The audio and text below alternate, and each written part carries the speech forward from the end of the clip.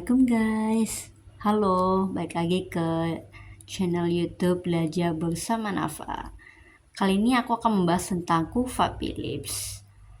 Sebelum itu, aku mau disclaimer dulu kalau aku masih belajar sehingga mungkin banget dalam video ini banyak kesalahan, sehingga teman-teman boleh koreksi di kolom komentar ya. Oke, kita akan masuk ke dalam materinya. Jadi sebenarnya apa sih Kuva Philips yang sering kita dengar ya? Jadi Kuva Philips adalah kuva yang menggambarkan hubungan inflasi dengan pengangguran. Kuva Philips sendiri terbagi menjadi dua jangka, yaitu jangka pendek dan jangka panjang. Dalam jangka pendek, Kuva Philips itu menandakan inflasi berkorelasi negatif dengan pengangguran. Jadi kalau jangka pendek, inflasi ini korelasinya negatif dengan pengangguran. Jangka pendek Kuva Philips ditemukan oleh A.W. Philips tahun 1862 sampai tahun 1862 sampai 1997. Dia mengamati kejadian yang terjadi di Inggris. Pada periode tahun ini ternyata inflasi itu berkorelasi negatif dengan pengangguran di Inggris. Nah, ini kuvanya nih kita bisa lihat. Korelasi negatif ya, karena dia turun. Ini negatif. Artinya saat pengangguran turun maka inflasi akan naik. Sumbu X-nya pengangguran, sumbu Y-nya inflasi. Nah, kenapa sih bisa berkorelasi negatif? Oke, aku akan memberikan transmisi atau cara berpikirnya. Yang pertama, saat pengangguran rendah menandakan masyarakat memiliki pekerjaan sehingga memiliki pendapatan. Jadi pengangguran yang rendah itu kan nandain kalau masyarakatnya punya pekerjaan. Punya pekerjaan berarti punya uang. Akibat masyarakat memiliki uang akan meningkatkan konsumsi atau belanjanya mereka. Gitu. Jadi uang mereka ada karena dia bekerja, akibatnya konsumsinya meningkat. Konsumsi meningkat yang tinggi akan menyebabkan terjadinya inflasi tarikan permintaan atau demand pull. Nah, kalau teman-teman ingat materi di video sebelumnya, ada jenis inflasi yang namanya demand pull yang diakibatkan oleh permintaan masyarakat yang berlebih sehingga menyebabkan inflasi. Nah, ini dia mengapa pengangguran yang rendah bisa meningkatkan inflasi yang tinggi, yaitu karena tingginya konsumsi masyarakat akibat dia punya uang untuk belanja. Gitu. Yang kedua, alur berpikir yang kedua. Saat pengangguran rendah menandakan produsen perlu membayar upah kepada banyak pekerja. Akibatnya biaya produksi naik sehingga terjadi inflasi dorongan biaya atau cost push. Balik lagi, penyebab inflasi itu ada yang namanya cost push akibat biaya produksi yang meningkat. Biaya produksi itu salah satunya adalah upah pekerja.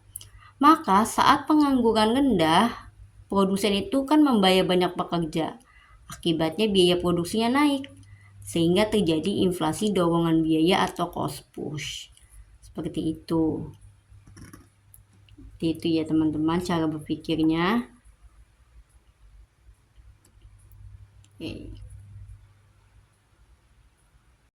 Nah, lalu bagaimana Kuva Philips di jangka panjang? Ternyata dalam jangka panjang tidak ada hubungan antara inflasi dengan pengangguran. Kuva Philips jangka panjang ini dicetuskan oleh Milton Friedman yang diawali oleh penelitian R.G. Lipsey. R.G. Lipsey menemukan adanya hubungan yang lemah antara inflasi dan pengangguran pada tahun 1913. Hal ini didukung oleh Paul Samuelson, Milton Friedman, James Tobin, dan Robert Solow.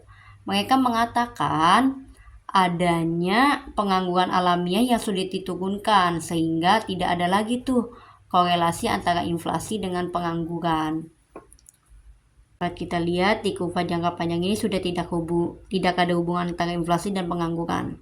Di tingkat pengangguran jangka panjang, pengangguran bersifat alamiah yang sulit diturunkan. Dapat kita lihat juga di jangka panjang, yang pertama itu adalah adanya non-accelerating inflation rate of unemployment atau NAIRU. NAIRU ini disebabkan oleh adanya pengangguran alamiah yaitu pengangguran struktural dan pengangguran friksional. Jadi kalau pengangguran struktural itu pengangguran yang diakibatkan pergeseran struktur.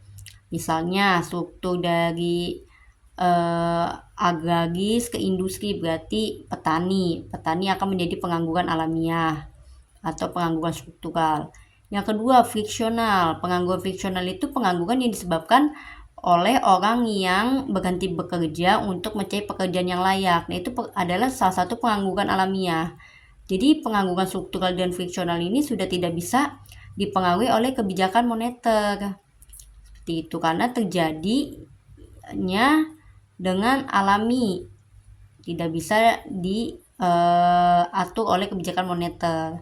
Karena kan nggak mungkin seseorang pengen pindah kerja, berhenti kerja, misalnya dia pengen cari lingkungan yang lebih sehat di pekerjaannya, maka dia akan menjadi pengangguran sementara sambil mencari kerja. Nah, itu tidak akan dipengaruhi oleh kebijakan moneter karena itu dari dirinya sendiri. Seperti itu. Nah, akibatnya apa nih kalau pemerintah ngotot ingin menurunkan pengangguran struktural dan friksional ini? Maka pemerintah tidak akan mampu menurunkan pengangguran atau pengangguran tidak turun, namun inflasi dapat naik. Nah, kita lihat di sini ada transmisinya atau jalan berpikirnya. Pemerintah mencoba misalnya melakukan selain kebijakan moneter yaitu kebijakan fiskal ekspansif misalnya, yaitu dengan menurunkan pajak perusahaan.